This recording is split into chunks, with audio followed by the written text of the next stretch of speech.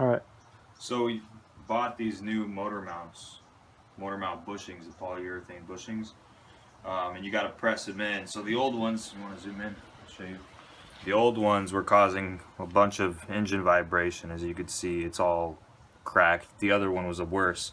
So I've pressed one in, ready to go, and my shop press is in here, so I'm using just a bench vise currently to do it. So I'll show you guys how to do that with a bench vise. But first thing we're going to do is we need to cut out the old mounts because we're reusing the actual the metal portion of these mounts, and these just get pressed in essentially just like this in here. So okay, so I'm just using a regular Sawzall little blade, and what I'm going to do is I'm going to shave around, get the rubber out first, then cut the metal down, and then just beat out the little piece of metal. So simple as that.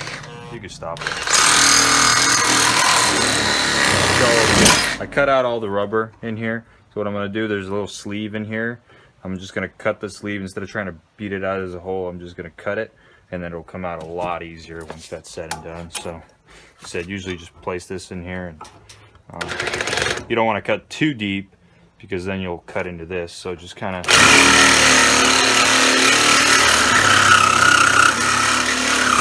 use common sense, stop, check.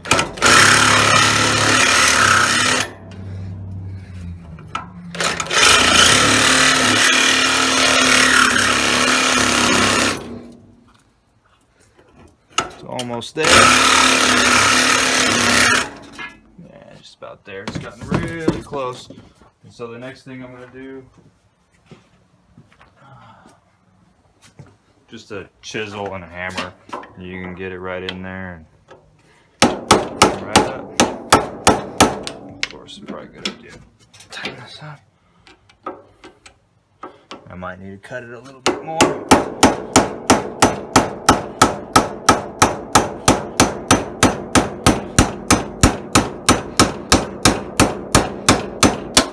There it goes. Nice and easy. And what I do is I'm actually going to save the sleeve because I don't have a pipe big enough to fit this. So what I do is I straighten this out here, and I'll show you in a little bit. When I press in the new bushing, I actually kind of use this as a little outside. So what I did is I coated the inside with just some white grease that I had, some lithium grease. I think that'll just make it a little bit easier. On the first one I didn't do it, and still went in, but I'm hoping this is going to make it a little bit easier to do it. So the sleeve itself sits.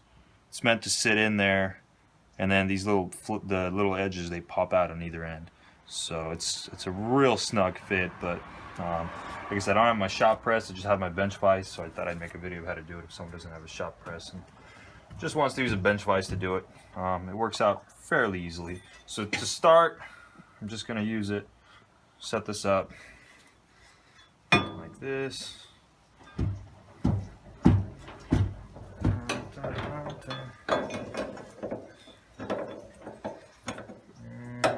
Probably go like this.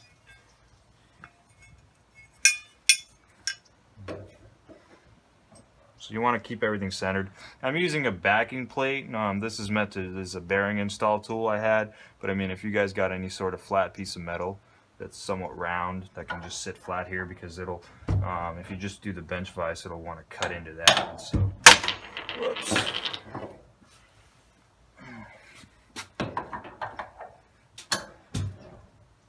And you want to center everything in here, and as you start pressing it in, you'll notice if it's off a little bit. What I do is I just got a hammer and I can kind of adjust it a little bit as I go. But I guess as soon as you start pressing it in, you'll notice if it's out of square. So what I'm just going to do is start tightening it up, and hopefully it starts to give. The way mine went in is, there it goes. So what happens is half of what goes in, and then if you start to release, it's going to want to give. So what I do, try to give it some pressure, see if I can't get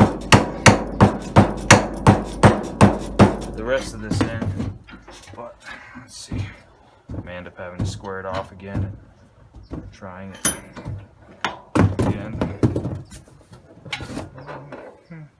And it could take you guys a couple times to get it, because it's not exactly super easy to do this. said mine went in on the first one I did we went in pretty smoothly. This one here, hopefully goes in a little bit better, but we'll see. And I can already see that the top's going to want to go in first, so maybe I'll kind of nudge the bottom a little bit, because like I said, once it starts to go. So I had a little bit of a mess up on this one.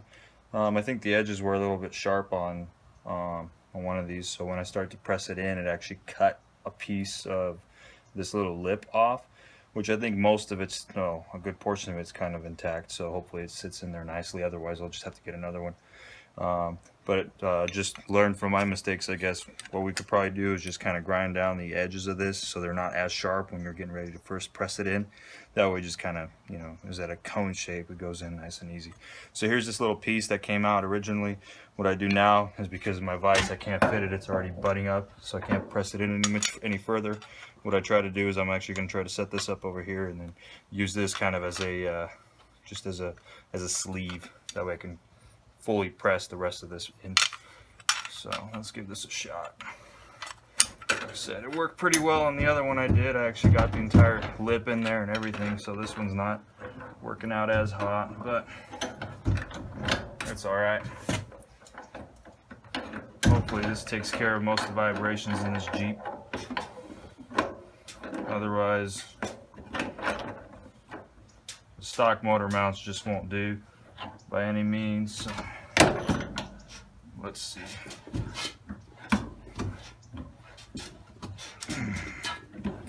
Let's see how much damage really was done on this end.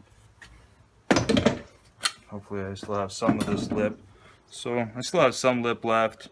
It did cut off, actually more than I thought as it went in.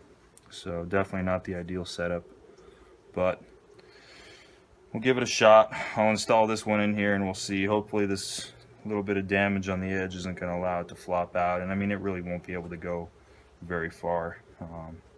So I guess the last thing to do is just put the spindle in. It came with metal bushing, and that should just literally slide right in.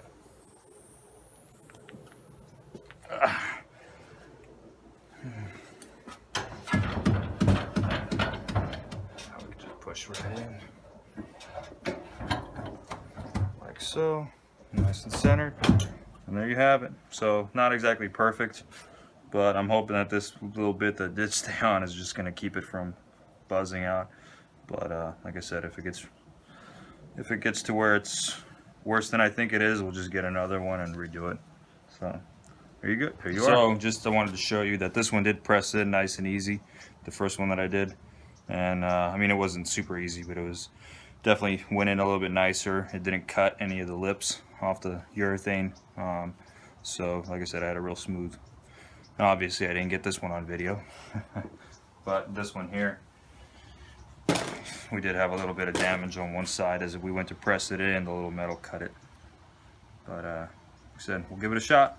Hopefully fixes the engine rocking around in the engine bay. All right.